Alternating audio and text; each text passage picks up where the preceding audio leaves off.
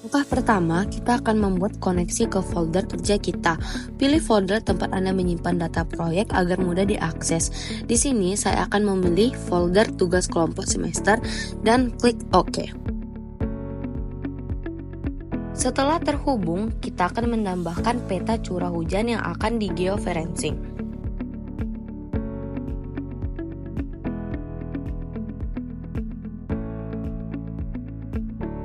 Kita mulai dengan menambahkan control point pertama. Perbesar area di mana Anda melihat perpotongan garis lintang dan bujur yang jelas. Klik icon Add Control Points di toolbar geofencing setelah menemukan titik yang tepat di peta. Klik pada titik tersebut, kemudian klik kanan dan pilih Input DMS. Untuk longitude atau bujur, masukkan nilai derajat, menit, dan detik yang tertera pada peta kita. Pastikan untuk memilih arah E untuk timur, demikian pula untuk longitude atau lintang, masukkan nilai derajat, menit, dan detik. Lalu pilih N untuk utara atau S untuk selatan sesuai peta kita. Mari kita lanjutkan control point kedua hingga seterusnya seperti contoh pertama tadi.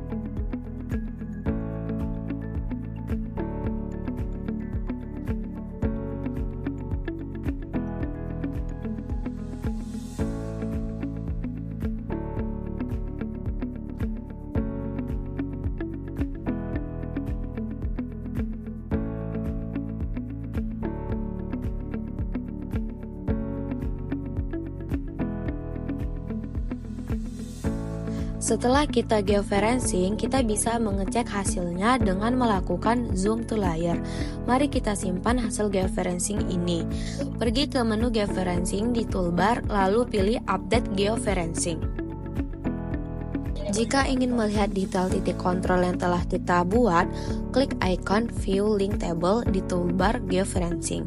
Di sini kita bisa melihat semua control points yang telah ditambahkan, koordinat sumber, koordinat tujuan, serta akurasi geofencing kita.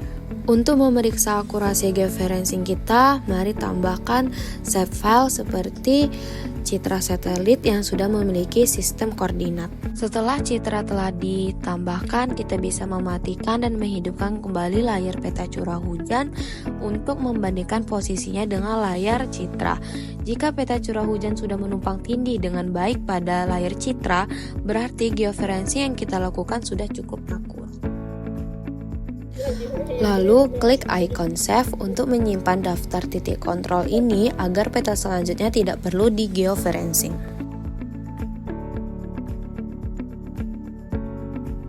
Selanjutnya kita masukin peta jenis tanah dan klik icon save yang telah kita geofencing sebelumnya agar kita tidak perlu geofencing kembali. Di sini kita bisa lihat peta jenis tanah telah tergeofencing.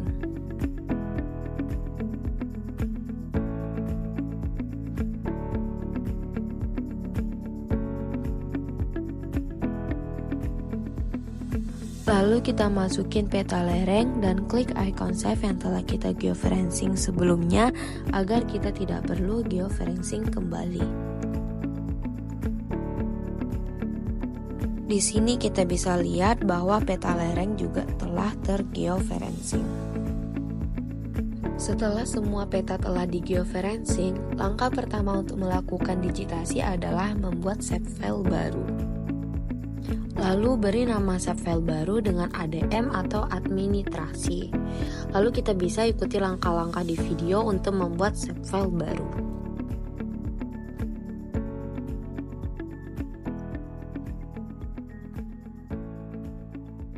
Setelah save file ADM telah muncul di panel layers, kita bisa mendigitasi. Kita bisa mengaktifkan editor, lalu tekan create feature di panel, klik layer ADM yang baru saja kita buat, lalu pilih polygon. Sekarang kita bisa mulai mendigitasi batas wilayah pada peta curah hujan kita. Pembesar area yang ingin kita digitasi. Klik pada setiap titik sudut atau sepanjang garis batas wilayah. Untuk membuat segmen garis melengkung, kita bisa mengklik beberapa titik di sepanjang kurva. Ingat, ketelitian dalam digitasi sangat penting untuk menghasilkan data spasial yang akurat. Jika ada kesalahan, kita bisa membatalkan klik terakhir dengan menekan tombol Ctrl Z. Untuk mengakhiri digitasi satu fitur poligon, klik 2 kali pada titik terakhir.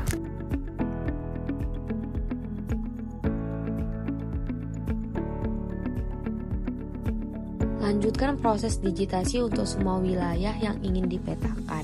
Setelah selesai mendigitasi semua fitur yang dibutuhkan, kembali ke menu editor. Lalu pilih stop editing dan pastikan untuk save edit. Setelah mendigitasi, kita bisa langsung untuk ke poligon. Langkah pertama, kita harus mengaktifkan mode pengeditan. Pergi ke menu editor di toolbar atas, lalu pilih start editing. Dengan Cut Polygon Tools aktif, mulailah menggambar garis potong yang kita inginkan. Klik pada titik awal di luar batas poligon, kemudian ikuti garis yang akan menjadi batas potongan baru.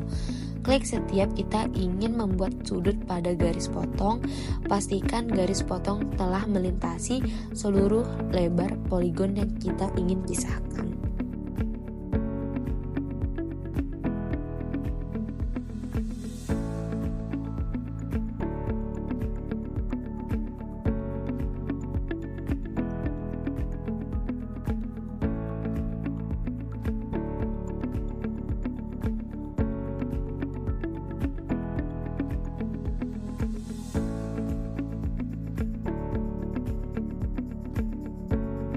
Di sini kita bisa lihat hasil cut polygon yang telah kita pisahkan.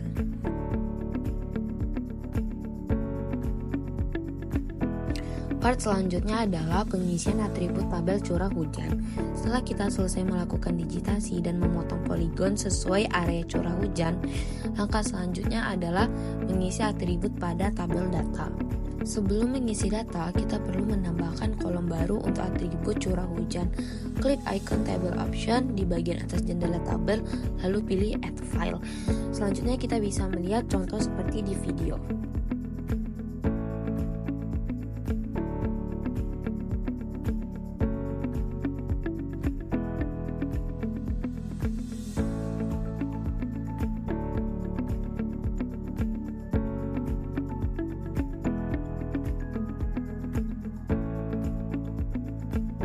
Di sini kita bisa melihat mengisi data atribut sesuai dengan kategori curah hujan yang tertera pada peta kita. Pastikan setiap poligon memiliki nilai curah hujan yang sesuai.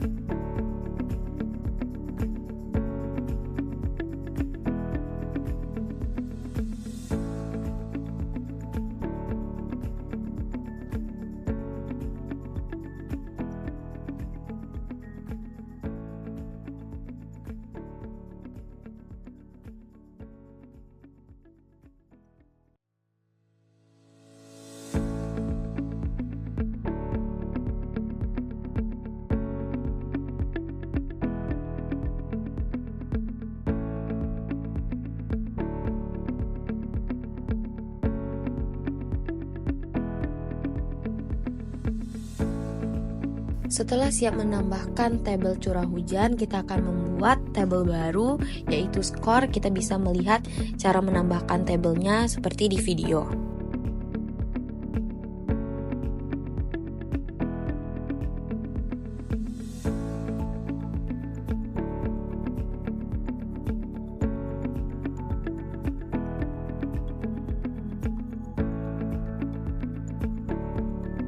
Sekarang kita siap untuk mengisi nilai skor berdasarkan kategori curah hujan.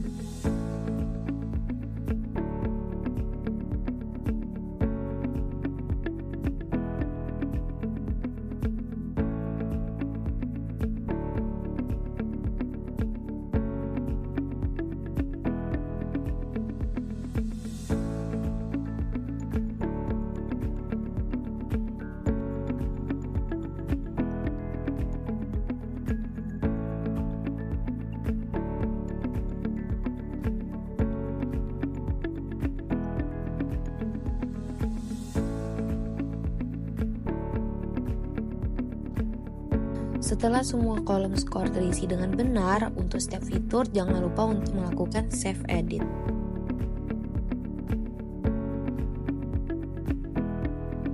Setelah peta curah hujan telah selesai, kita akan melakukan hal yang sama dari awal hingga akhir dengan peta jenis tanah.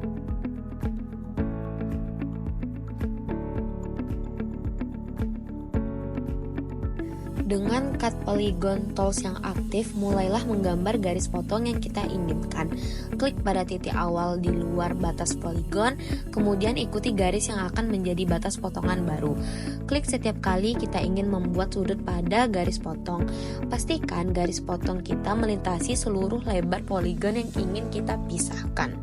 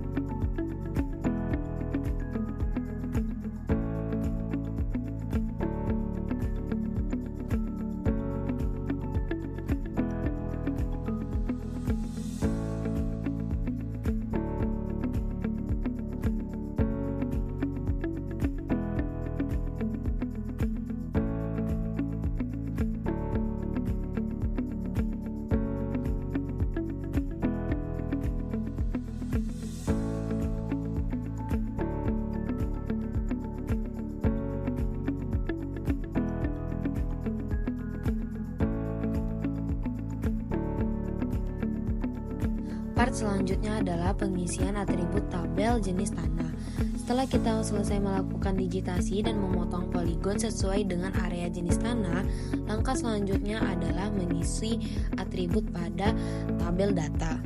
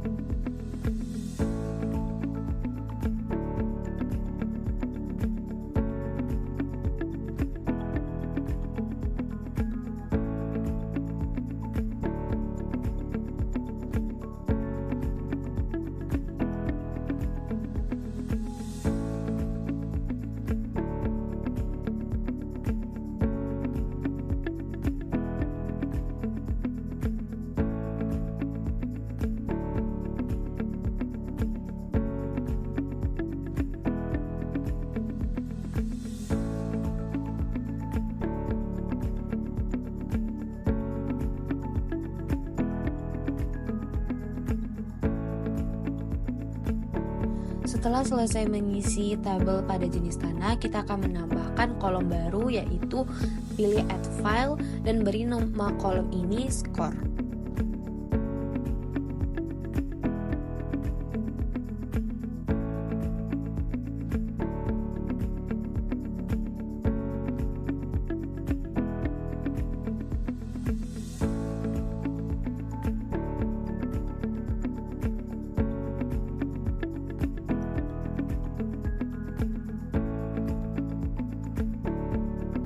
Sekarang kita siap untuk mengisi nilai skor berdasarkan kategori jenis tanah.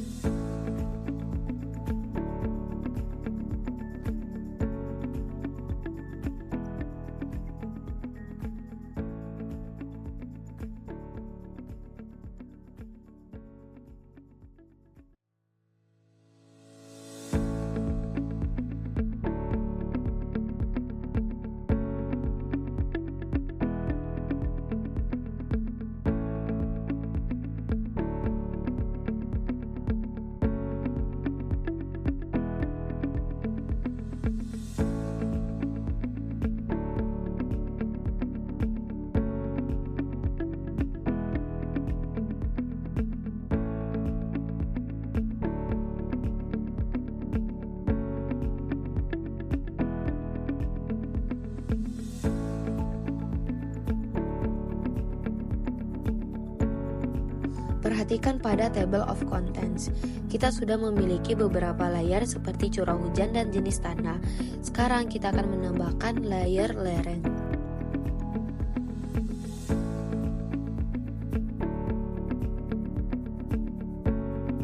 Kita sudah memiliki 3 layer penting di table of contents, yaitu lereng, jenis tanah, dan curah hujan. Selanjutnya kita perlu menentukan lokasi penyimpanan dan nama untuk output fitur class hasil instek ini. Klik tombol folder kuning di samping output fitur class, navigasikan ke folder kerja dan beri nama overlay final dan pastikan formatnya tetap save file dan klik save.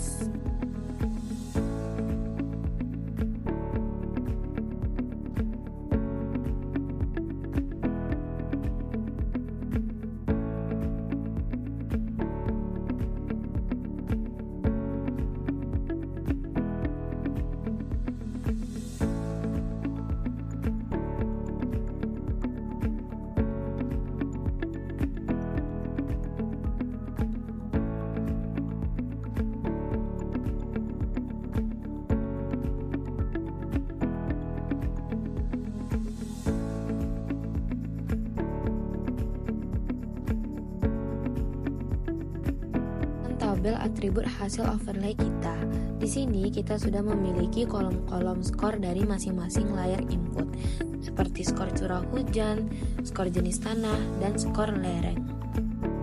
Untuk menghitung total skor, pertama-tama kita akan menambahkan kolom baru bernama total score. Klik icon table option di bagian atas tabel, lalu pilih add file bernama total score. Setelah kolom total score tercipta, klik kanan pada header kolom total score, lalu pilih Fight Calculator. Lalu kita bisa melihat contoh seperti di video.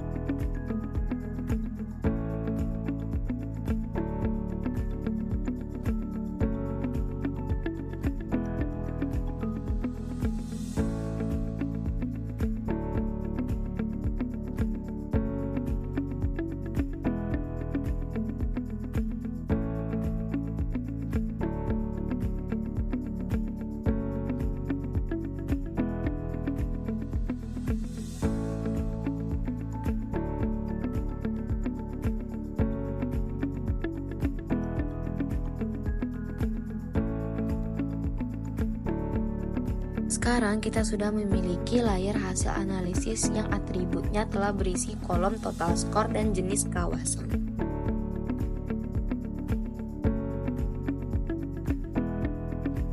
Di sini kita juga bisa mengubah warna untuk setiap kategori jenis kawasan.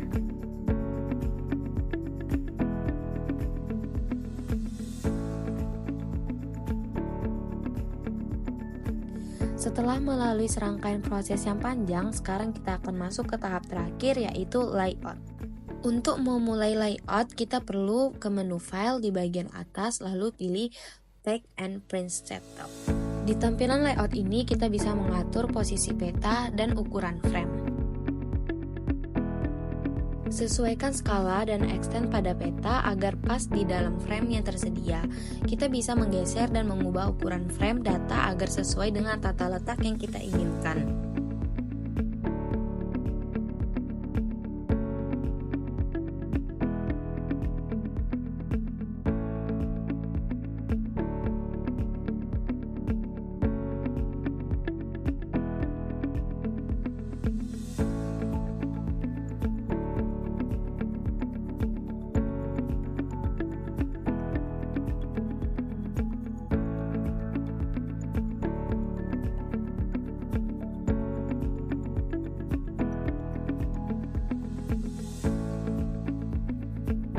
Selanjutnya kita telah di tahap akhir. Kita tinggal menambahkan elemen-elemen penting lainnya seperti judul peta, legenda, skala bar, arah mata angin, sumber data, dan nama pembuat peta, seperti di video yang kita lihat.